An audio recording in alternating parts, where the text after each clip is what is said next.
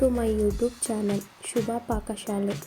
ನಾನಿವತ್ತು ಈ ವಿಡಿಯೋದಲ್ಲಿ ತುಂಬ ಟೇಸ್ಟಿಯಾಗಿರುವಂಥ ಹಾಗೂ ಅಷ್ಟೇ ಈಸಿಯಾಗಿ ಮಾಡುವಂಥ ಗೀ ರೈಸ್ನ ಮಾಡ್ತಾಯಿದ್ದೀನಿ. ಬನ್ನಿ ನೋಡೋಣ ರೆಸಿಪಿನ ಹೇಗೆ ಮಾಡೋದು ಅಂತ.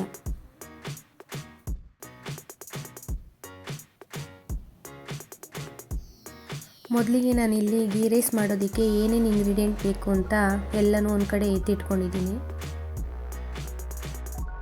ನೆಕ್ಸ್ಟು ಸ್ಟವ್ನ ಆನ್ ಮಾಡಿ ಒಂದು ಕುಕ್ಕರ್ ಇಟ್ಕೊಂಡಿದ್ದೀನಿ. ಕುಕ್ಕರ್ ಬಿಸಿ ಆದಮೇಲೆ 2 ಟೇಬಲ್ ಸ್ಪೂನ್ ತುಪ್ಪನ ಹಾಕ್ತಾಯಿದ್ದೀನಿ. ತುಪ್ಪ ಬಿಸಿ ಆದಮೇಲೆ ಒಂದು ಪಲಾವ್ ಎಲೆ, 2 ಇಂಚು ಚಕ್ಕೆ, 2 ಏಲಕ್ಕಿ, 2 ರಿಂದ 3 ಲವಂಗ ಇಷ್ಟನ್ನು ಹಾಕೋತಾ ಇದ್ದೀನಿ.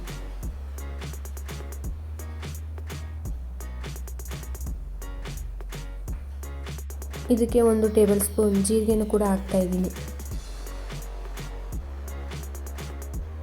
ಜೀರಿಗೆ ಹಾಕಿ ಹುರ್ಕೋತಾ ಇದ್ದೀನಿ. ಕಟ್ ಮಾಡಿದಂಥ 2 ರಿಂದ 3 ಮೆಣಸಿನಕಾಯನ್ನು ಕೂಡ ಹಾಕ್ತಾ ಇದ್ದೀನಿ.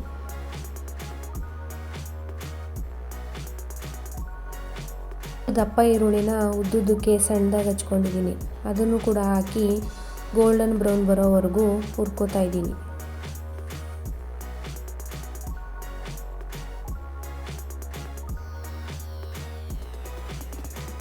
ಈ ರೀತಿ ಹಸಿ ವಾಸನೆ ಹೋಗೋವರೆಗೂ ಈರುಳ್ಳಿನ ಹುರ್ಕೊಂಡ್ಮೇಲೆ ನೆಕ್ಸ್ಟು ನೆನೆಸಿ ಬೇಯಿಸಿಟ್ಕೊಂಡಿದ್ದಂಥ 1 ಬೌಲ್ ಬಟಾಣಿನ ಕೂಡ ಹಾಕಿ ಹುರಿತಾ ಇದ್ದೀನಿ.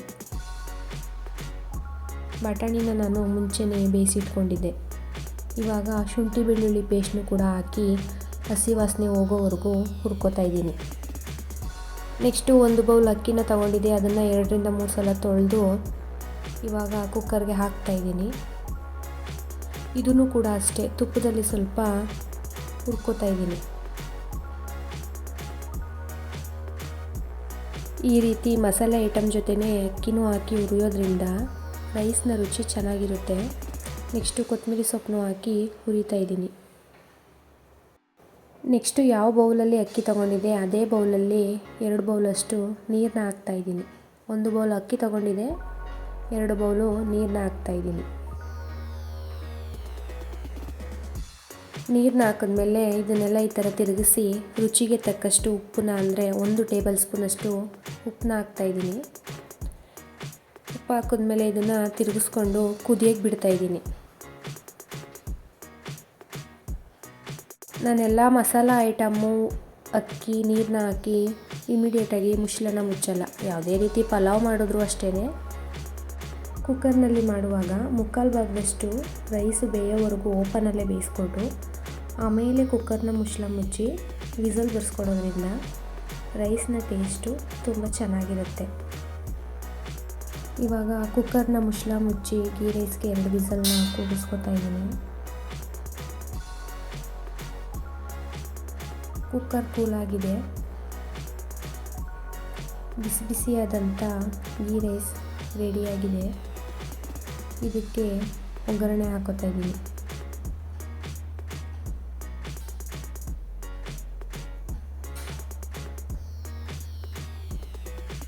ಒಗ್ಗರಣೆಗೆ 1.5 ಟೇಬಲ್ ಸ್ಪೂನಷ್ಟು ತುಪ್ಪನ ಹಾಕಿ ತುಪ್ಪ ಬಿಸಿ ಆದಮೇಲೆ ಸ್ವಲ್ಪ ದ್ರಾಕ್ಷಿ ಗೋಡಂಬಿನ ಹಾಕಿ ಹುರಿತಾ ಇದ್ದೀನಿ. ದ್ರಾಕ್ಷಿ ಆಪ್ಷನಲ್ ಆಗಿರುತ್ತೆ, ಹಾಕಿದ್ರೆ ಹಾಕೋಬೋದು, ಇಲ್ಲಾಂದರೆ ಬೇಡ. ನಾನಿಲ್ಲಿ 2 ಕೂಡ ಹಾಕಿ ಹುರಿತಾ ಇದ್ದೀನಿ.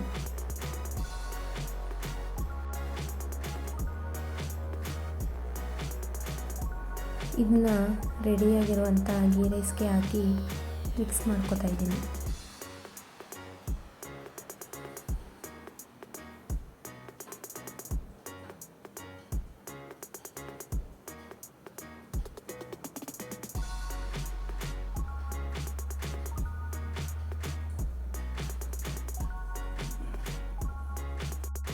ಇವಾಗ ತುಂಬ ರುಚಿಯಾದಂಥ ಬಿಸಿ ಬಿಸಿಯಾದಂಥ ಗೀ ರೈಸ್ ರೆಡಿಯಾಗಿದೆ.